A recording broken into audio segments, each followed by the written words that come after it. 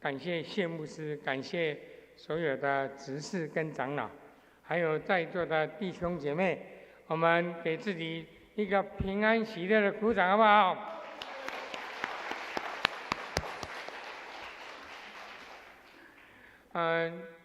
上帝的引领，圣灵的充满，夏牧师的介绍，让我从高雄的真爱教会，我们那边也在做礼拜，我从来没有缺席过。今天来到我们教会，我也怀着做礼拜的心情，来跟各位做个见证分享。那当然，我到去年2023年7月16号才信主，才受洗。这整整呢，我走了20年。这20年，实在我经历了20年，才真的顺我们的主，才知道主的伟大，才知道主的救恩，才知道主一直在我身边。阿们。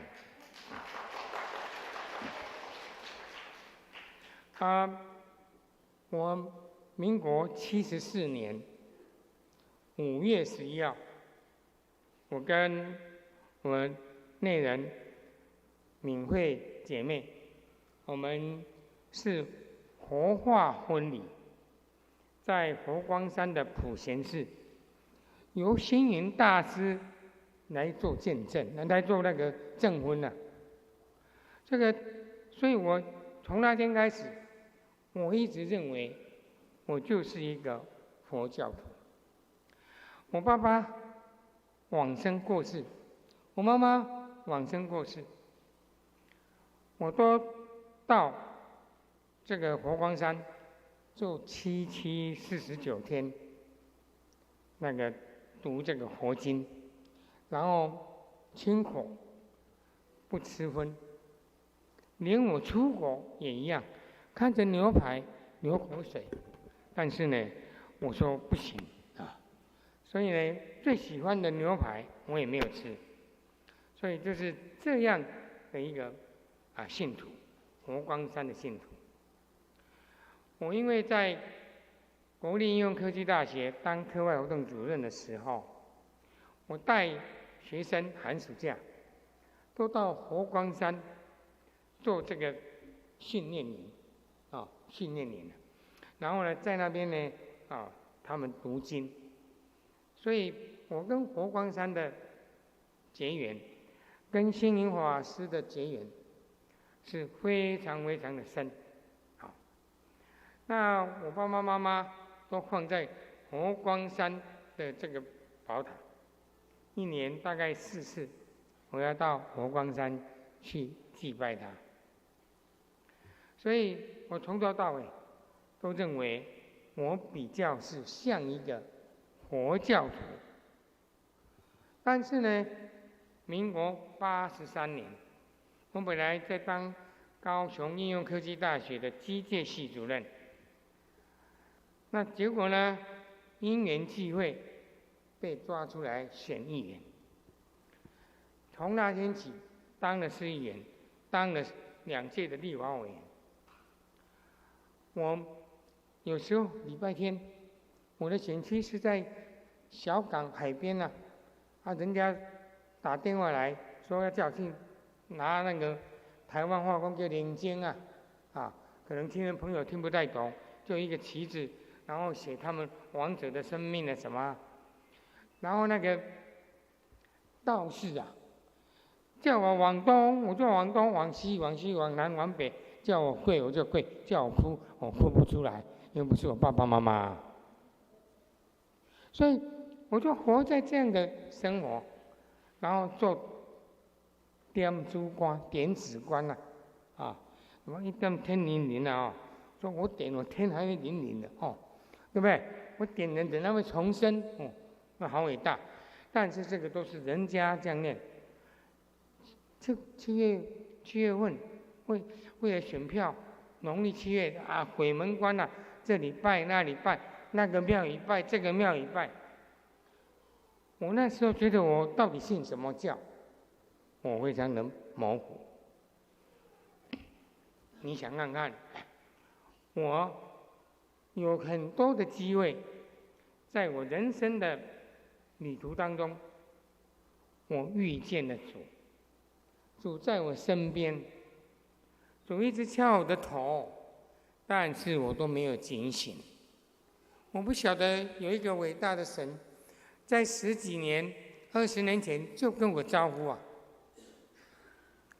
我丈母娘2003年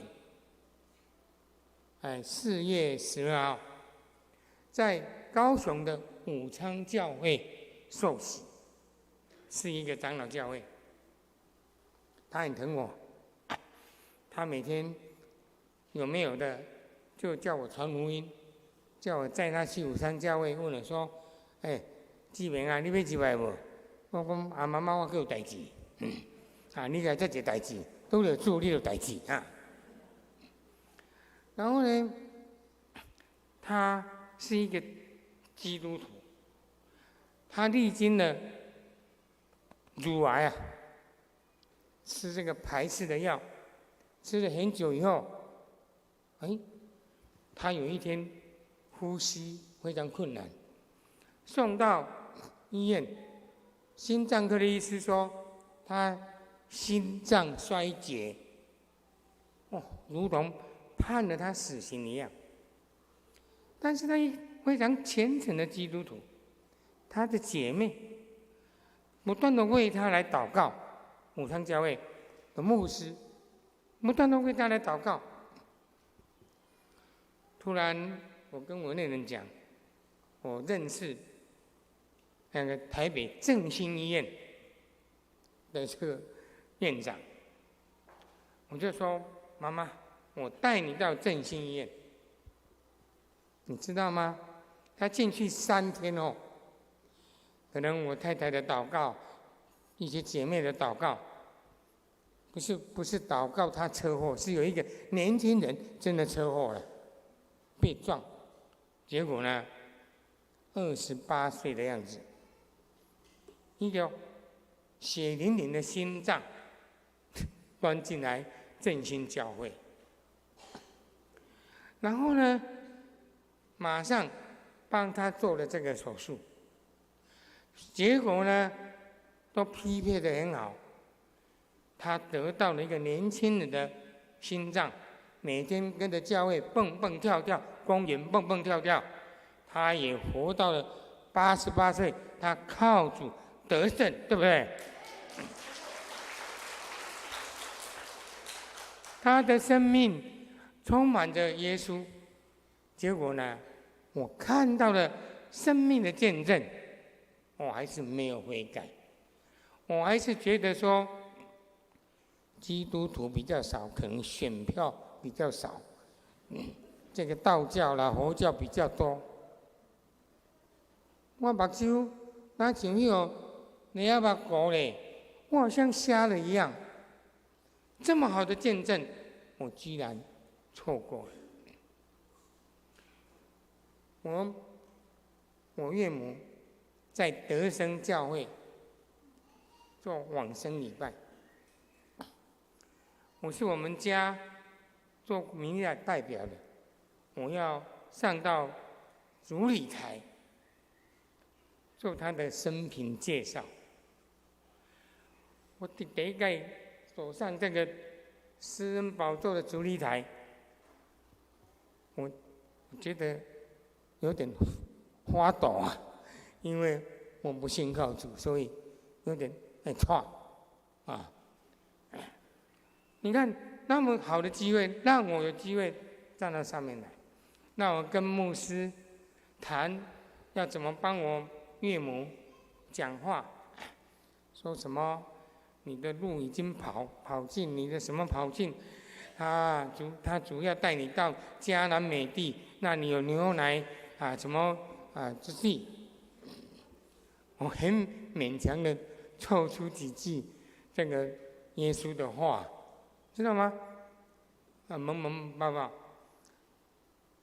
结果呢，我又错过了那么感动的时刻，我又没有信靠主。结果呢，我的岳父说他是无神论也好，说他是比较相信慈济也好，他跟他们的子女说：“我哪死呀？我死了以后，你们把我烧一烧，用船把我的骨灰到海边撒一撒。”他是这样啊，这样的人啊。结果呢，他也有一天住进了医院。在临终前，可能我太太还有我他太太大姐，他们不断的跟他做这个祷告。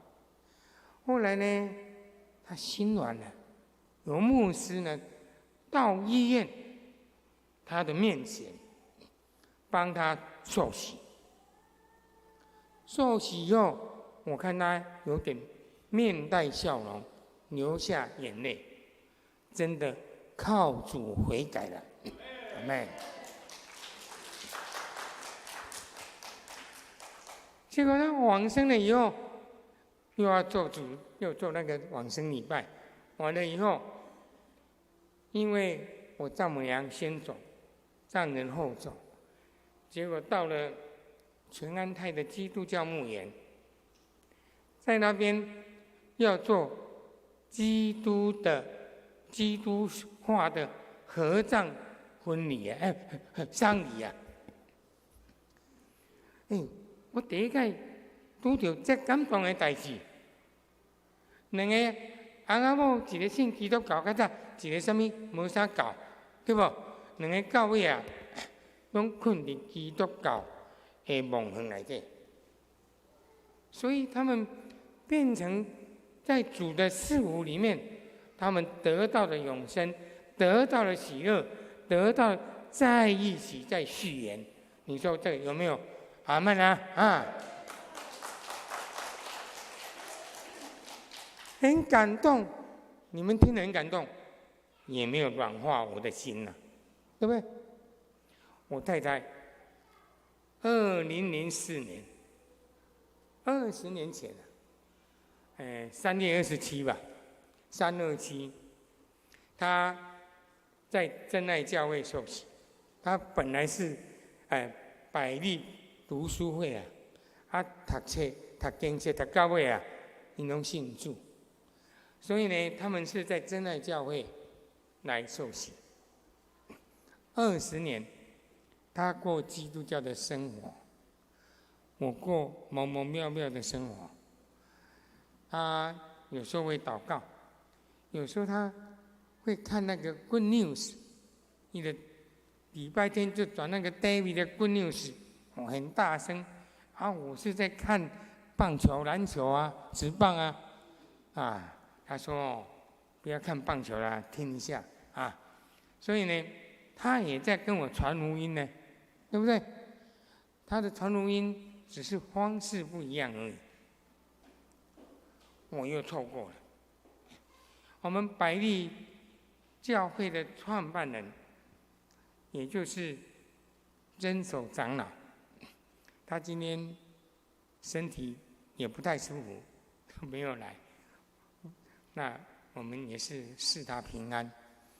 结果呢，他对我很好，经常跟我传福音，基本上来吃饭，经常送水果来。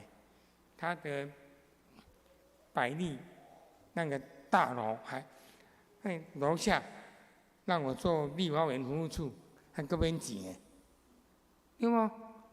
对我那么好，不断的传我福音，我还是软弱不相信，坚强也不相信，所以我是这样的一个人。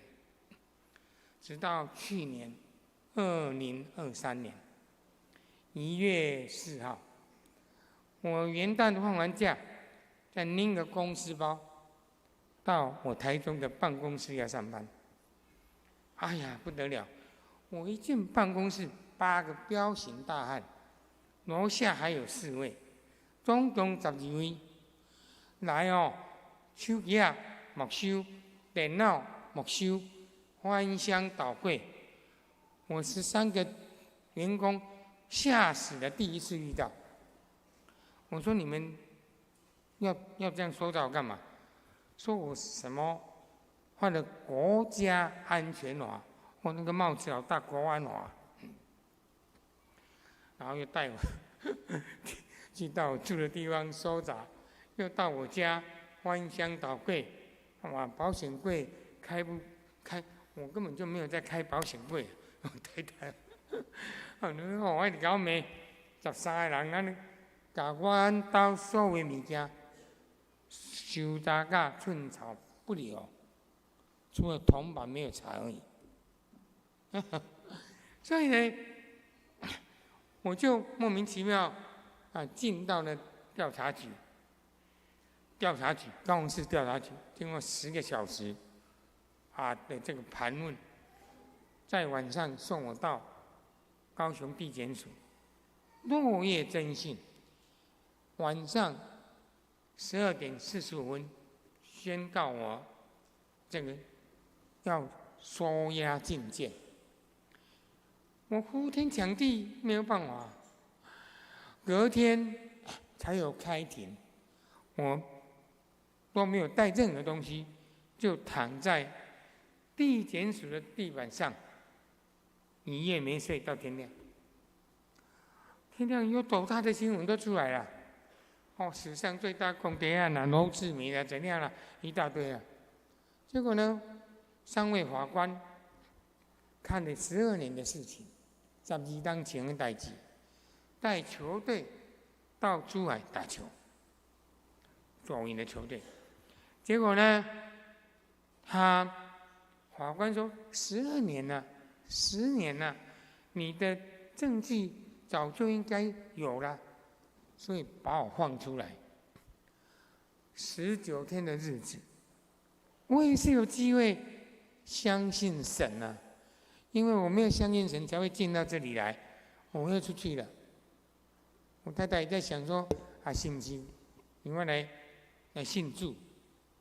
19天以后，过年的小年夜，那天差不多8度，7、8度，我又被抗告成功，再到了燕巢的看守所。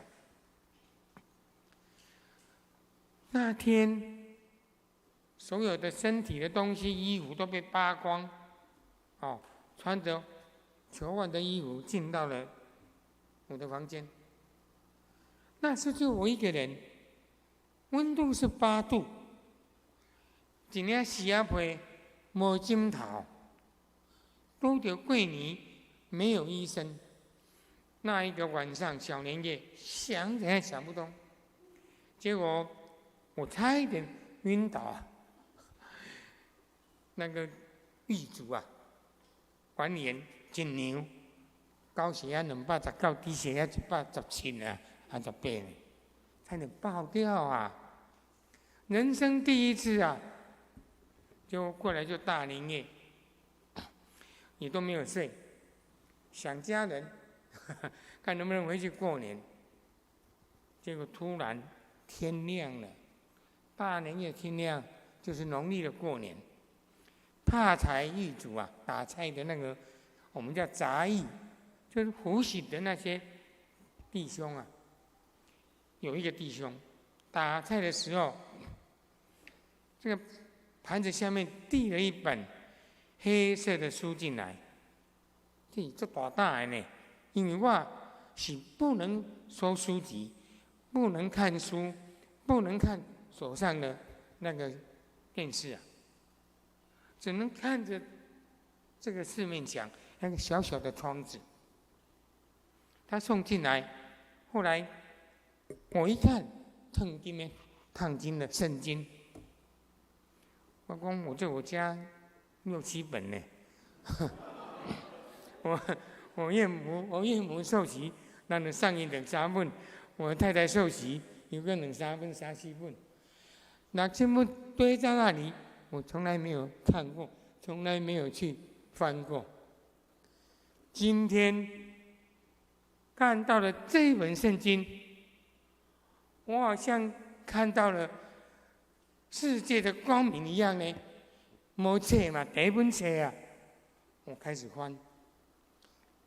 前面我一个博士，一个教授，读那么多书，前面我看不下，什么创世纪啦、民数记啦、历代王记啦，哇，这个王啊，那个君啊，那个民啊，那个军队啊，讲一大堆，没办法。后来翻一翻，翻到诗篇了。所以今天选择跟你们分享的这个经文，就是诗篇。我读了诗篇150篇，差不多90%都是大卫受苦，大卫遇到困难，大卫被敌人追杀，他所写的诗。我读起来跟我的遭遇差不多。我说这个圣经真好为什么以前大卫就知道他写出我的心境？我被捆绑，我被死亡的王缠住，对不对？我被水淹没，我咳到没办法，快死掉。这样的求告主，我今天才知道圣经这么的伟大。好，结果呢？突然，因为我们是遇到疫情了，那时候疫情，有一个跟我一起的弟兄一出去，就要被隔离，又再换一个弟兄进来。我在142天，经历了13位不同的犯人，不同的罪行的犯人。我先讲第一个。跟我在一起的，他现在我要叫他黄龙弟兄了。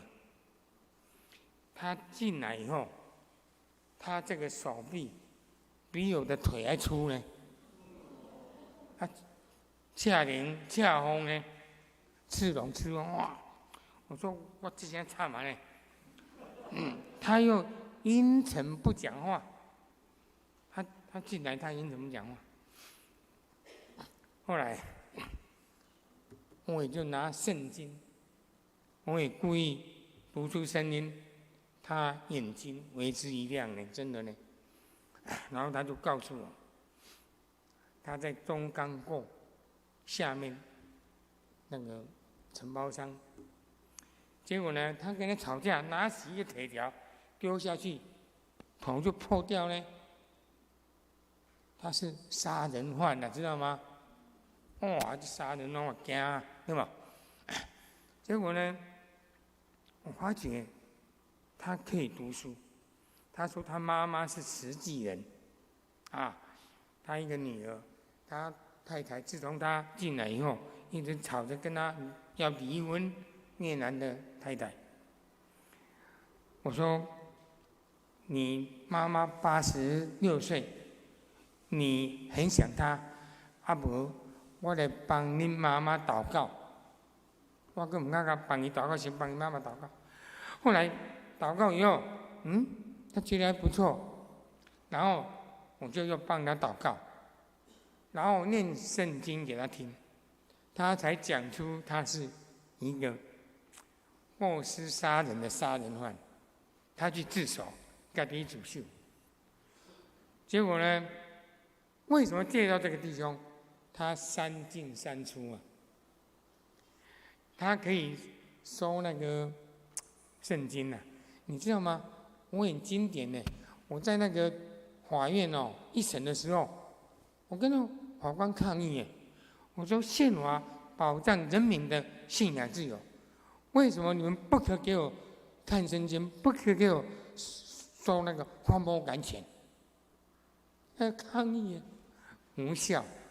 结果呢，我太太就寄一本那个荒漠甘泉和每日活水给他，然后我就一直祷告，我说黄龙先生能不能再进到我的房间，伊来甲荒漠甘泉，会甲这个每日活水摕就要给我就会得到了灵粮，你知道？以前不知道信主，又才知道灵粮食物不重要，灵粮很重要。就真的祷告有效呢，有一天进来了，棉被内底也有一本花木甘泉，一本每日活水，知道吗？主要给我灵粮，想尽办法，这样搬来搬去，搬到我家来，知道吗？所以花木甘泉我读了3遍，每日那个活水，我每天读，靠着窗户读，从撒母耳记一直读。我今天才知道，我是有灵命的人啊！主真的是要拣选我啊！结果黄王龙弟兄，我6月9号出来不久，我已经信主了，好像9月多他出来了，拍电话我，我就给诈骗集团，没有显示电话姓名，我接了，他说黄王龙弟兄，你在哪里？我说好，你到我家前面，我请你吃西餐。你知道吗？你摕一本册起来，你册内底拢抄圣经，抄很多的祷告文。你说我现在都在祷告，安尼，然后呢，他就叫我吃完饭哦，带他到牛牧师那边。你讲你要信主，他要受洗，阿妹呢？我也不晓得我在监狱里头，我还没信主，也传了一个果子啊！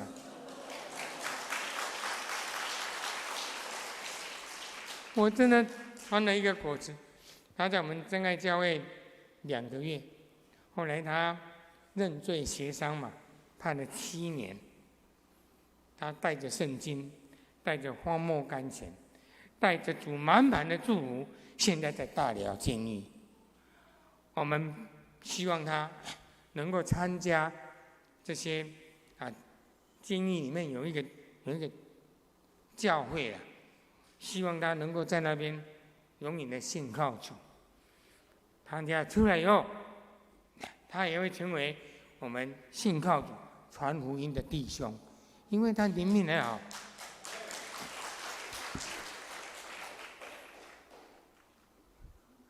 运气无介好呢，第2个礼拜又个是一个杀人犯。这个杀人犯更恐怖啊，就是震撼金师傅的菜市场，他那个卖肉的用一支刀子把他的女朋友刺了13刀，刺了6刀，又追到马路再补7刀，非常的残忍。惨状，他进到我房间来，因为他进来是下午，他不讲话，我还是读我的圣经。结果当天的晚上，我们都是9点就熄灯啊。12点，然后1点、12点，我唔知啊，未记得，唔知，那在监狱就没有时间了。我在困呢，拍。把我扭起来，扭起来啊！我讲是不是要杀我嘞？这里没有刀子哦。就他说啊，他的女朋友给他痛，一直给他弄安尼噩梦啊，他没办法睡。你陪我好不好？我陪你陪到天亮，我就完蛋了，对不对？我才知道，我说你女朋友长得怎样？他说满脸是血啊。我就开始读那个诗篇给他听了，然后又帮他祷告。我说主下面你无做这种假念啊，那主哪有可能下一胎死人无做呢？但是呢，你听嘛是真欢喜的，伊嘛知影有罪啦。所以，我经过了这个杀人犯，我才知道说，没有那本圣经，他没有那本圣经，我没有用圣经当做镇定剂给他吃，我那天晚上怎么能够在主的陪伴，这个平静安稳的睡到天亮呢？阿们。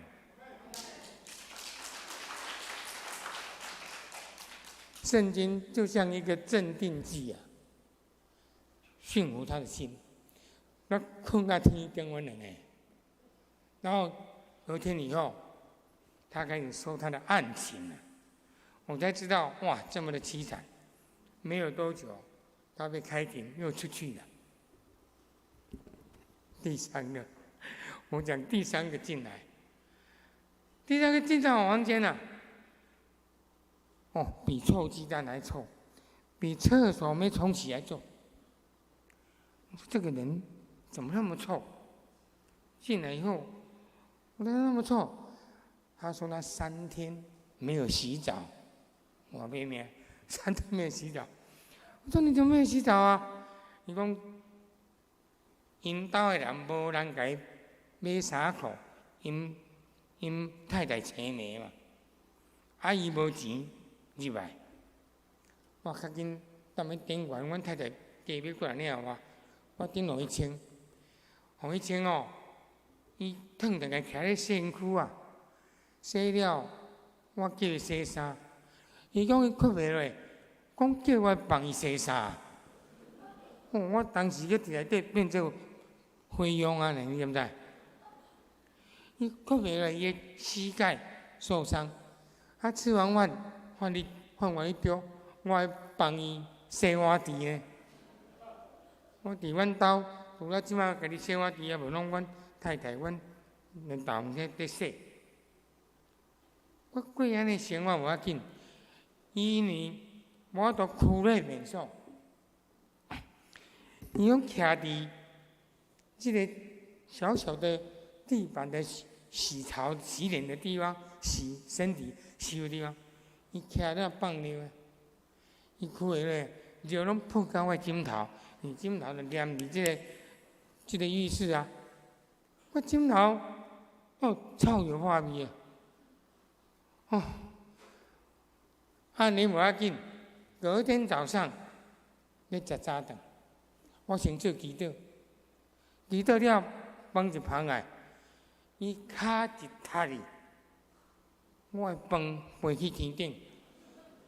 我那天早上没得吃啊，他得到了癫痫症啊，他那天早上发作啊，我好惊死啊，皮皮抓口吐白沫，脚一踢，我的饭都不见了。真的呢，我才知道他得了癫痫症。有一次又去出庭回来，他可能那个检察官对他很凶，他进来就一踢啊，人就倒下去了。我给他好心留一碗饭给他，菜踢走了，踢到了棉被里面。所以呢，后来我才知道他太太是瞎子啊，眼瞎，按摩。他的大女儿被他性侵以后，先送到了社会局，在救助当中，他被判了刑，又再换第2个女儿。哎呦，我说这样的一个家庭，我祷告，我为他祷告啊，希望主能够怜悯他，希望主能够让他悔改。我甲读圣经互伊，伊都爱唱，大声开始朗诵圣经啊。啊，伊我说你们徛坐落啊，哦，我就是要敬拜诗歌来徛来哈，啊坐落啊，因为撞到就会死掉啊。所以呢，后来没有第5天就被接出去了。那一本圣经解决了我可以平安的、喜乐的吃饭啦，啊无饭哦，他干我死个，啊你知影嘛？所以那一份平安喜乐也来自了圣经，阿们。好，第4个是一个车手，我是3个里面，我经历了6个诈骗集团，他们怎么诈骗都有讲给我听的，所以我现在抓诈骗集团，应该警察局可以派我去啊。这个是19岁，19岁，我要指你19岁，伊是负责去领钱的，伊甲义大饭店租起来，走咧下骹，排一个包仔领钱。伊讲伊的册包内底有4种的衫裤，4种的帽仔，每领一届就换一届，每领一届换一届。结果呢，伊有一届咧领的时，伊的包包掉在厕所，伊有洗便所我送，捡着甲摕去警察局，伊怎啊有领钱？哎呦，我讲你是安怎？讲一个月当领8万，啊？好，啊，对不起啊，因为上一场他们叫我讲台语啊，你们要知道啊，我是很纯正的客家人啊，我刚刚挤了50分钟的台语啊。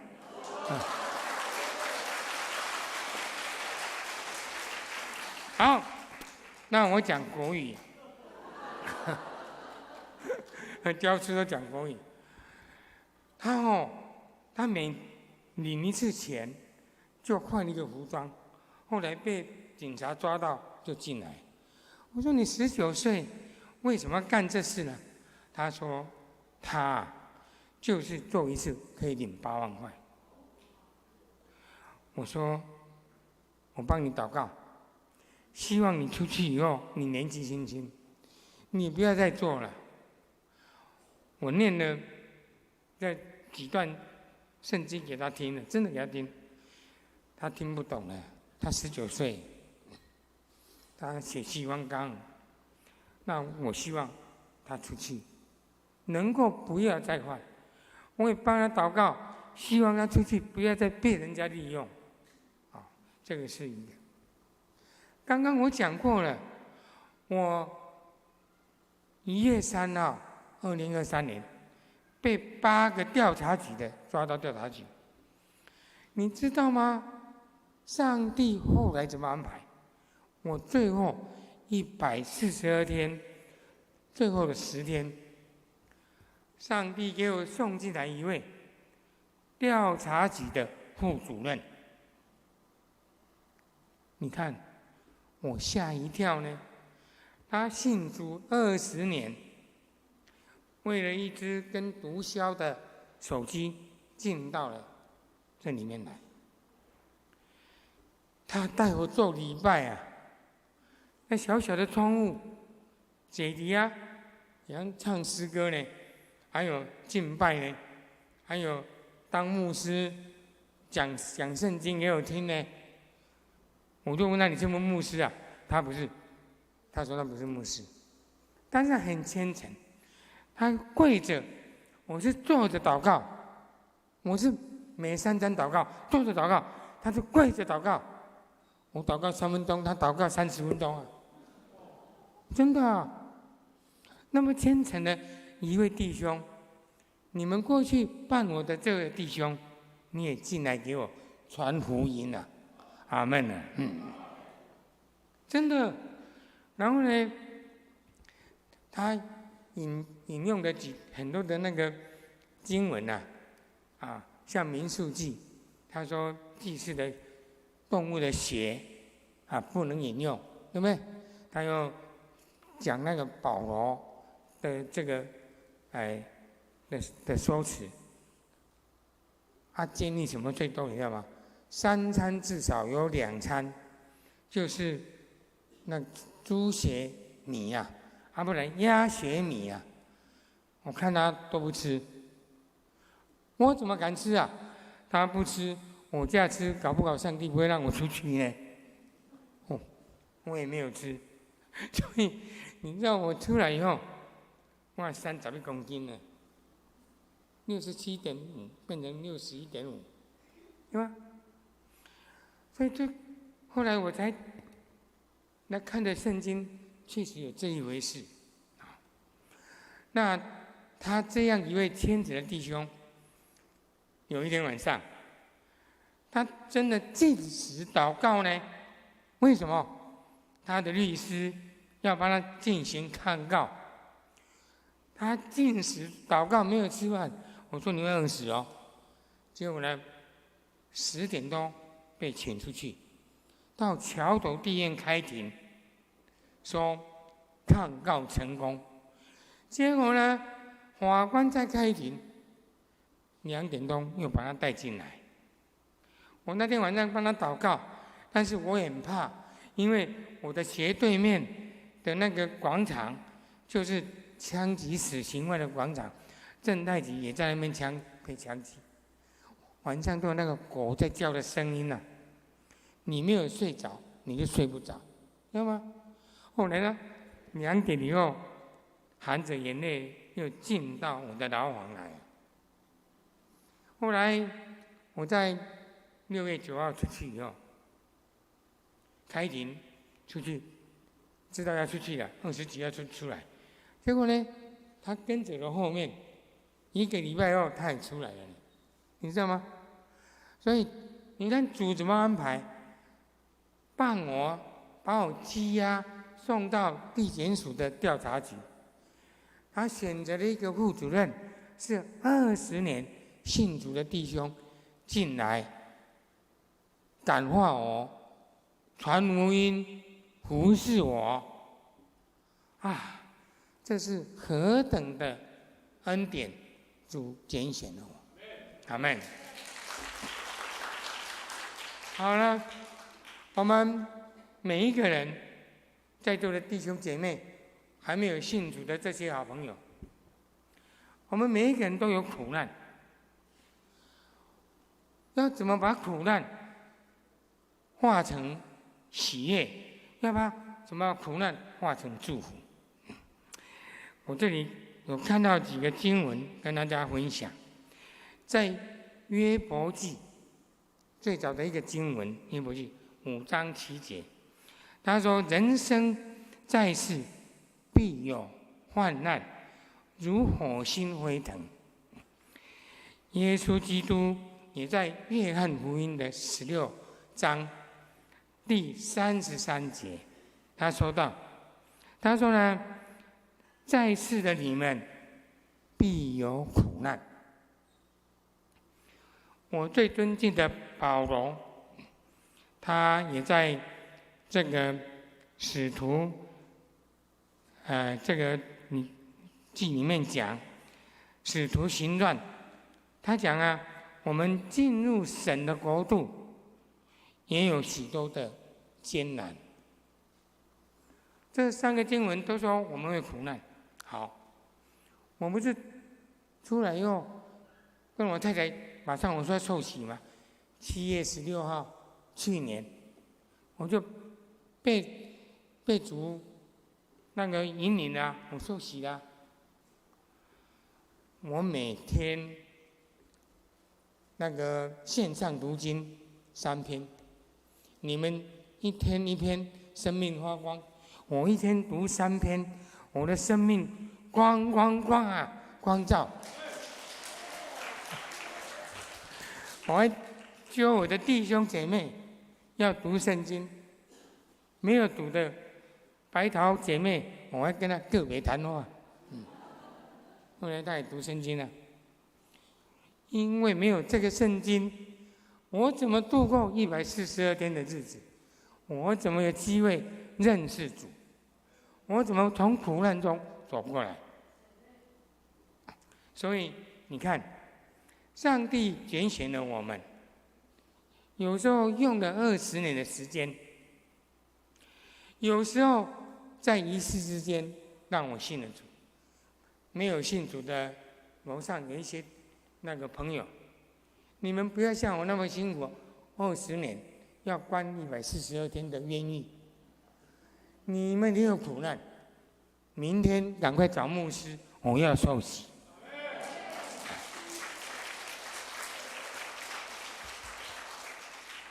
我一审4个月无罪，2审8个月，不，6个月无罪。所有的审判1审、2审无罪，就要定谳了，对不对？我说我那么的虔诚，我是信无小子，我还传福音。今天有2个果子也到这里来了，一个就郭银社姐妹，一个就张光雄弟兄，这是我结的果子。我每天到教会祷告，我都比人家早10分钟到教会，低头闭眼睛，听不见任何东西。你打我的头，我也不会理，我一直跟主祷告，我把冤屈祷告给主知道。主是信实的主，只是公义的主，只是进行公平审判的主。他让我1审、2审无罪。我开始用力的见证分享，在我们的教会满，整个那个百利文教基金会那个满。结果呢，我分享完以后，4月9号，律师明明就跟我说我无罪定谳了，这个检察官又把我送到最高法院。我想他一定没有信主啦，哪有那么僵硬的？因为要违宪、违法宪法的判决才可以。这样，我6个月，4月9号收到之后，又送到最高法院，晴天霹雳。我信主信得那么虔诚，那么敬虔，那么努力，我天天读圣经。主啊，你为什么不怜悯我？我当场真的爆掉。我被送到大同医院急诊室，开始吊点滴。我太太在台北，打电话给李香杰，我们项目室的朋友，赶到医院，在我点滴的面前祷告15分钟还有读圣经，一直祷告。点滴吊完以后，祷告，我又变得刚强。我不相信主，我不相信主一定要抛弃我。我经过了6个月漫长的岁月，有没有苦难？有苦难，但是我仍然相信定睛唯一的神。我要信靠他。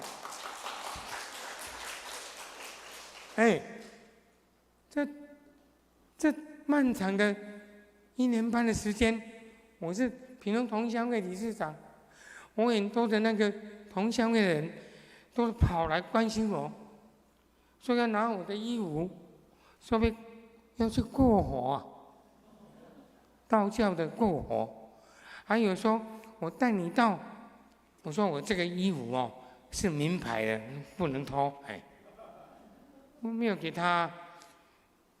有一个要带我到那个西子湾上面，我要拍上面，说那个庙、那个道、那个算命的很灵。我说我被关到膝盖发炎，我爬不上去。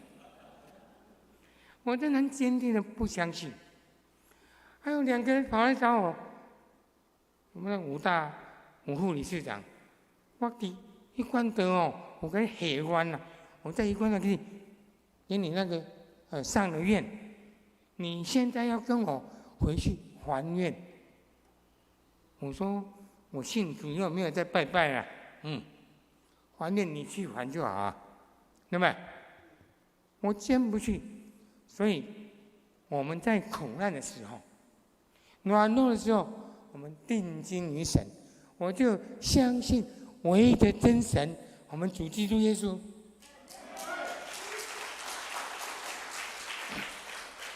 漫长的6个月，透过祷告，我参加了恩典小组。今天我们一半的人在做高雄做主日礼拜，一半的跟着我来那个献诗。我在委身在他们里面，我的忧虑不见了，我的烦恼不见了，我的痛苦不见了，因为小组的力量给我满满的祝福，带给我满满的喜乐，带给我跟主在一起的喜乐。这样，我度过了6个月。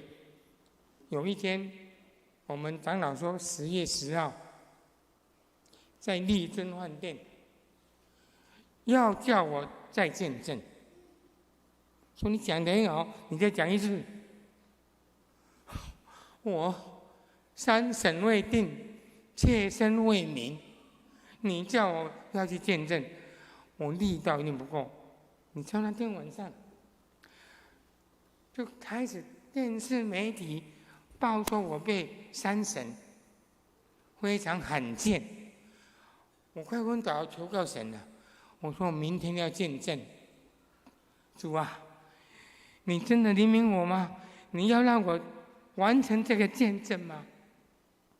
因为我家万一被判罪，我的见证失去了力量。主啊，你要给我力量。主啊，我要刚强壮胆啊！你知道，觉不觉10月9号傍晚5点，律师传来的信息，我3审5个法官判决无罪定谳。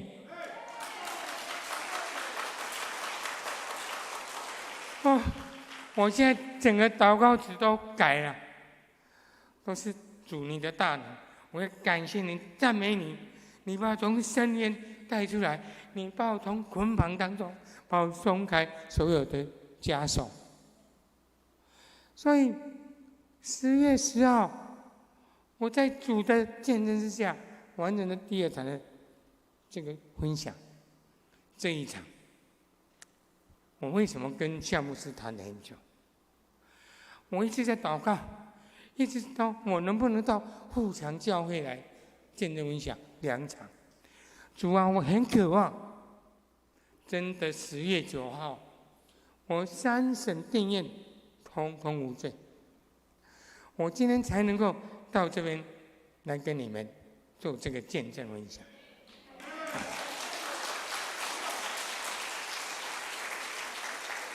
我们在座的所有弟兄姐妹，你信靠了主，你主钉在十字架来为我们赎罪，赦免我们。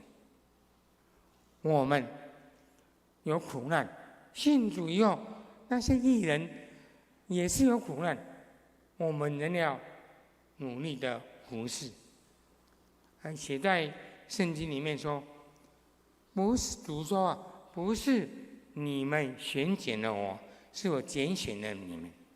你们当为葡萄树结果子，这个果子也要永远的保存。所以呢，我现在努力的传福音。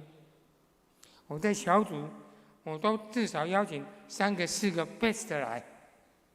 我努力的传福音，因为我现在已经不是我的我，我已经为主所用的罗志明了。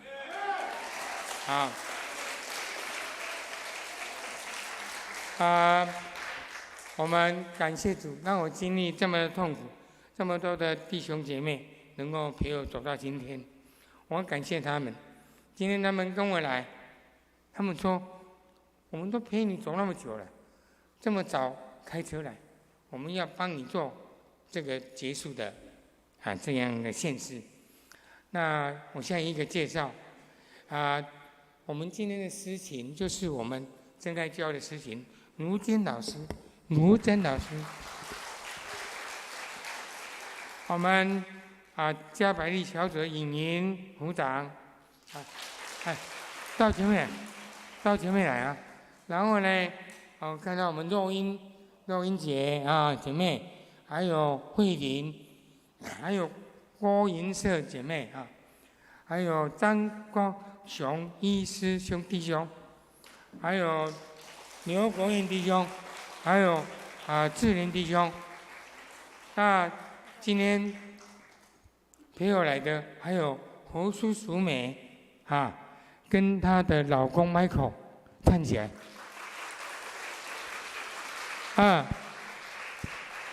她老公还在外面游走，可能要马上信主，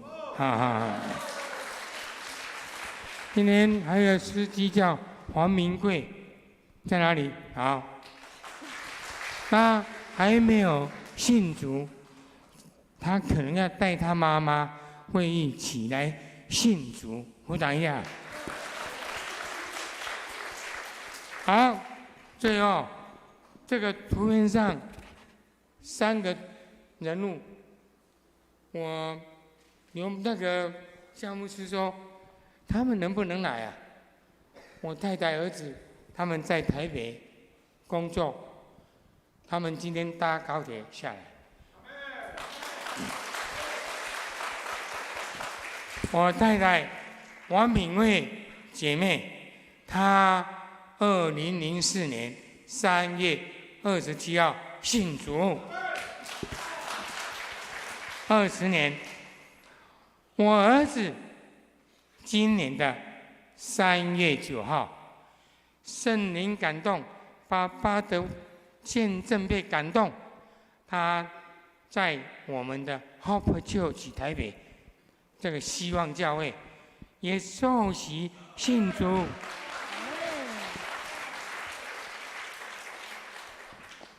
感谢主，感谢主。我们现在唱这一首《奇异恩典》，来做回应诗歌。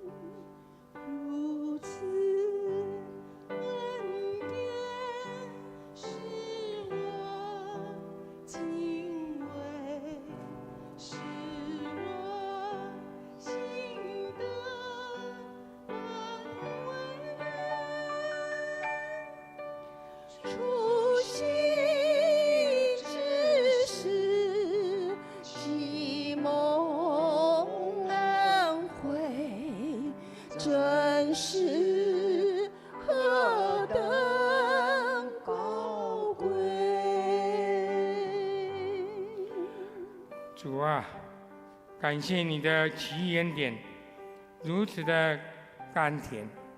主啊，你拯救了像我这样无助的人。我曾迷失，不认识你，如今我被找回。我曾盲目，看见了你，又没有看见。主啊，你的恩典叫我心存敬畏。主啊，你的恩典减轻了我心中恐惧。主啊，你的恩典的出现是何等的珍贵！那是我第一次相信你的时刻。我经历了无数的危险、试探、冤屈、辛苦和软弱。我已经靠着你的恩典跨越一切，我获救。我走了过来。主啊，你的恩典保全我的刚强至今。主啊，我要荣耀你的名，直到永远。阿们。